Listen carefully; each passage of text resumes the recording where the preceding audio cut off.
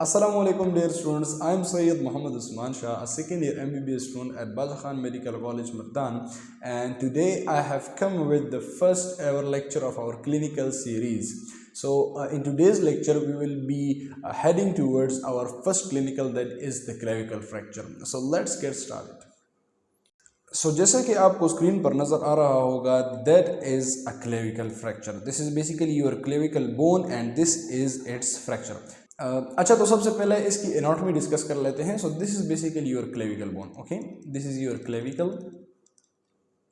This is your scapula, this is the acromion of your scapula. Okay, this is the acromion of scapula. Okay, this is scapula, this bone is scapula, and this is sternum. So medially the clavicle is attached to the sternum, and laterally it is attached to the acromion of scapula. Okay, so it acts as a stroot which connects the scapula, or you can say the whole upper limb, to the chest or the trunk. Okay, so basically clavicle का काम क्या है? Clavicle एक connection point है upper limb को trunk के साथ join करने के लिए. सो आपको यहाँ से अंदाज़ा हो चुका होगा कि क्लेविकल का कितना इंपॉर्टेंट रोल है. अच्छा, तो एक पॉइंट क्लेविकल के बारे में ये है कि ये एक एस शेप्ड बोन है. सही है, इस तरह का आपके पास जो है सो दिस इज इस तरह आपके पास जो है एक एस शेप्ड बोन है. ठीक है, मेरी ड्राइंग थोड़ी ख़राब है, ये जैसे एक रफ डायग्राम है, लेकिन आपने ज़हन में ये रखना है कि ये एस तरफ है. ठीक है, और इसका जो मीडियल 2/3 पार्ट है ये बाहर की तरफ है, यानी आपको कन्वेक्स है, और जो लेटरल 1/3 है ये कनकेव है, मतलब आगे की तरफ है, जो एंटीरियर पोर्शन है. सही है. अब क्लेविकल के बिल्कुल पोस्टीरियर और इंफीरियर साइड पर 3 इंपॉर्टेंट स्ट्रक्चर्स गुजरती हैं. वो क्या क्या हैं?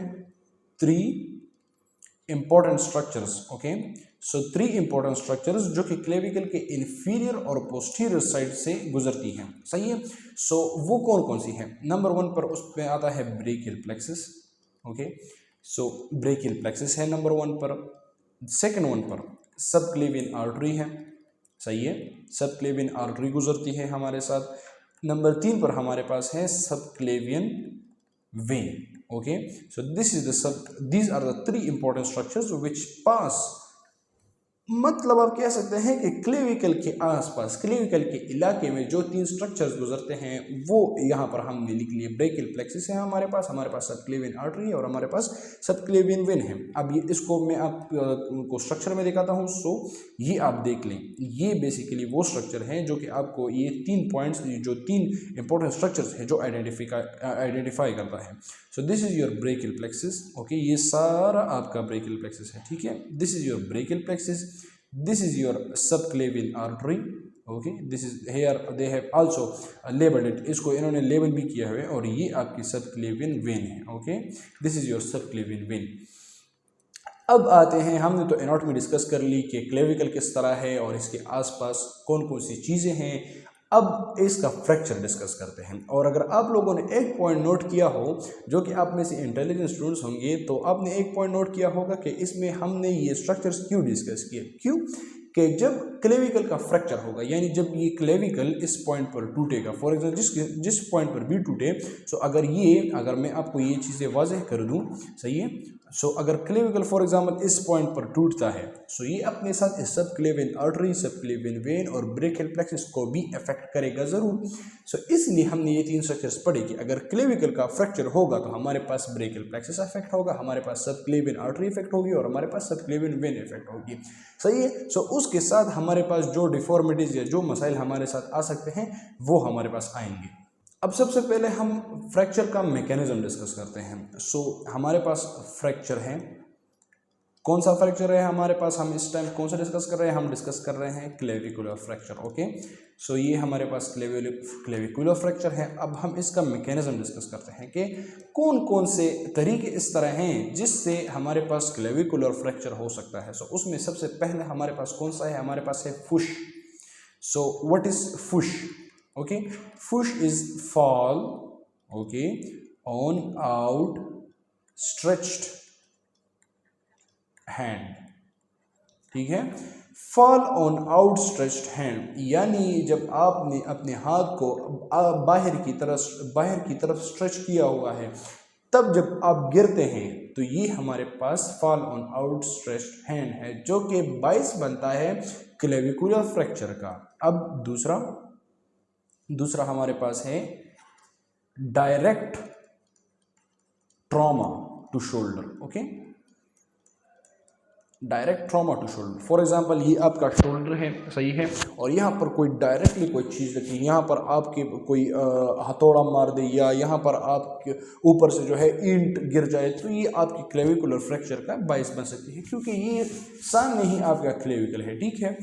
अब तीसरा कौन सा हो सकता है? सो तीसरा हो सकता है न्यूनेट्स में। न्यूनेट्स में हमारे पास हो सकता है, ओके, न्यूनेट्स में हो सकता है, ठीक है। जब अगर कोई बच्चा हो, यहाँ पर आप उन्हें गलत तरीके से उनका हाथ खींच ले और वो जो है उसकी क्लेविकुलर फ्रैक्चर का बायस बन जाए। अब हमारे पास ये क्वेश्चन आता है कि फ्रैक्चर होता कहाँ है। For example where does the fracture occur. Okay, so ये हमारे पास हम क्लेविकल को जो है हम डिफाइन कर लेते हैं, या उसके जो पार्ट्स हैं हम उसे डिफाइन कर लेते हैं, सही है। सो बेसिकली मैं रफली एक डायग्राम बनाता हूँ। For example if this is your clavicle, okay, if this is your clavicle, so इसके 3 पार्ट्स हैं, सही है। एक है हमारे पास लेटरल पार्ट, ओके, एक मिडल है और एक मीडियल पार्ट है, सही है, मीडियल मिडल, ओके, ये 3 पार्ट्स हमारे पास क्लेविकल के, सही है। अब ये जो मिडल पार्ट है, ये मिडल पार्ट, ओके, इसको मैंने अलग से क्यों सर्कल किया? क्योंकि यहाँ पर 80% फ्रैक्चर्स होते हैं। मतलब जो मिडल पार्ट है ये मोस्ट कॉमन पार्ट है फ्रैक्चर के लिए, किसका? क्लेविकल का। 80% ऑफ द केसेस में ये मिडल पार्ट जो है ये फ्रैक्चर होता है। और अब ये क्यों? इसके पीछे रीजन है कि ये सबसे ज्यादा वीक होता है, ये it is the most weak part of clavicle. ये क्लेविकल का सबसे कमजोर पार्ट है। लेटरल थर्ड में हमारे पास 15% होते हैं, सही है, और मीडियल थर्ड में हमारे पास 3% फ्रैक्चर्स रिकॉर्ड हैं। फॉर एग्जाम्पल मतलब ये है कि मीडियल थर्ड है फ्रेगमेंट है क्लेविकल का, तो ये वो 3% केसेस में फ्रैक्चर होता है। जो लेटरल पार्ट है वो 15% केसेस में फ्रैक्चर होता है, और जो मिडल पार्ट है वो 80% फ्रैक्चर्स में होता है, मतलब टूटता है, ठीक है। जो मिडल थर्ड पार्ट है वो फ्रैक्चर होता है। इसकी मैंने आपको रीज़न बताई, ये जो मिडल थर्ड है इसकी मैंने आपको ये एक रीज़न बताई कि ये वीक पार्ट है। दूसरी इसकी रीज़न ये है कि ये एस शेप्ड का कर्वेचर पॉइंट है, मतलब ये कर्वेचर पॉइंट है, ठीक है। और दूसरा ये है कि यहाँ पर नो मस्कुलर प्रोटेक्शन है, सही है, मस्कुलर प्रोटेक्शन नहीं है, ठीक है, नो मस्कुलर प्रोटेक्शन। अब सवाल ये पैदा होता है कि इस फ्रैक्चर के बाद क्या होता है क्लेविकल के साथ। फॉर एग्जांपल फ्रैक्चर आ गया तो अब क्लेविकल के दो पार्ट्स में डिवाइड हो गया, तो अब इस 2 पार्ट्स के साथ होगा क्या? सो अब व्हाट हैपन्स आफ्टर फ्रैक्चर, सही है।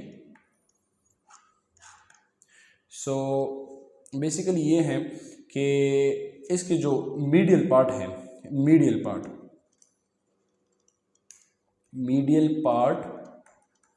लिफ्टेड अपवर्ड्स, और कौन से मसल की वजह से? ये होता है स्टर्नो, मैं इस मार्कर को थोड़ा छोटा कर लूँ, स्टर्नो क्लीडोमेस्टॉइड, सही है। स्टर्नोक्लीडोमेस्टॉइड की वजह से वो ऊपर की तरफ चला जाता है, और जो लेटरल पार्ट है हमारे पास जो लेटरल पार्ट है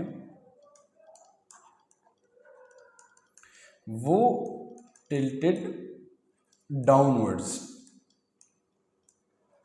ओके, सो वो नीचे की तरफ दब जाते हैं। और ये किस वजह से?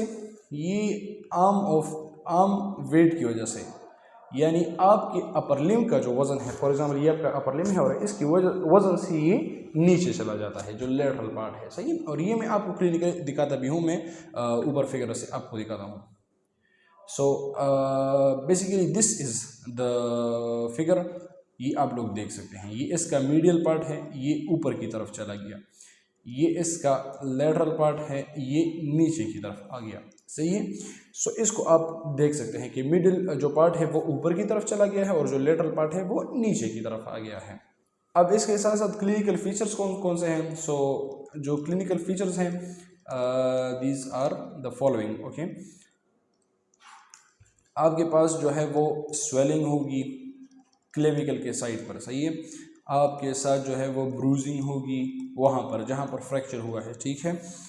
इसके साथ साथ ये ऑब्वियस बात है कि आपको पेन भी होगा, और ये भी है कि टेंडरनेस भी होगी, ओके। और दूसरी बात ये है कि आपको विजिबल डिफॉर्मिटी भी होगी, ठीक है।